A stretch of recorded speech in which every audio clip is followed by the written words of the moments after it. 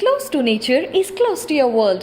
Myron Homes, Cherubic Farms at Chevilla, 7799949104. Hi welcome to I dream.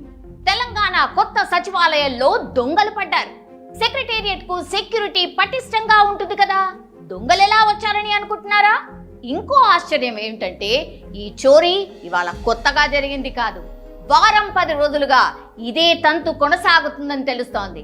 ఇంత జరుగుతున్నా అధికారులు ఎందుకు పట్టించుకోవట్లేదు అనేది ప్రశ్నార్థకంగా మారింది. ఇంతకీ ఏ బ్లాక్ లో దొంగతనం జరిగింది, ఏమెత్తుకెళ్లారు?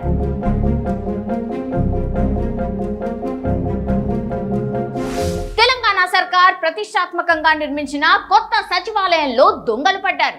విలువైన సామాన్లు ఎత్తుకువెళ్లారు. ఎప్పటి నుంచి జరుగుతుందో తెలియదు కానీ జూన్ 7వ తేదీ మాత్రం ఈ విషయం వెలుగులోకి వచ్చింది. సచివాలయం పక్కన మీడియా సెంటర్ లో ప్రస్తుతం పనులు జరుగుతున్నాయి. వర్క్ నడుస్తున్నంత సేపు అక్కడ సిబ్బంది ఉంటున్నారు, కానీ ఆ తర్వాత ఎవరు ఆ ప్రదేశంలో కనిపించరు. దీన్నే అదునుగా చేసుకున్న దొంగలు ఈ ప్రదేశంలోకి చొరబడ్డారు. ఒకరు ఇద్దరు కాదు, ఏకంగా 5-6 మీడియా సెంటర్ లోకి వచ్చి దొరికినవన్నీ ఎత్తుకు వెళ్లారు.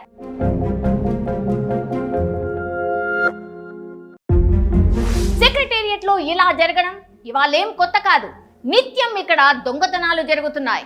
ఇప్పటి వరకు వేల రూపాయలు విలువ చేసే కరెంటు వైర్లు, రాడ్లు, స్విచ్ బోర్డ్స్, ఎల్ఈడి లైట్లు ఎత్తుకెళ్లారు. ఒక్కరోజే 10,000కు పైగా విలువ చేసే సామాగ్రి అపహరణకు గురయ్యింది.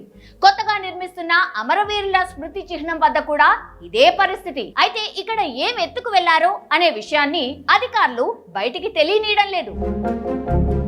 600 కోట్ల పైచిలకు ఖర్చు పెట్టిన ప్రభుత్వం సరైన నిఘా లేకపోవడంతోనే ఇలాంటి దొంగతనాలు జరుగుతున్నాయని సర్వత్రా విమర్శలు వెల్లువెత్తున్నాయి. ఇకనైనా ప్రభుత్వం అలర్ట్ అయితే సరే, లేదంటే ఇదే తీరు కొనసాగుతుందనే మాటలు కూడా వినిపిస్తున్నాయి.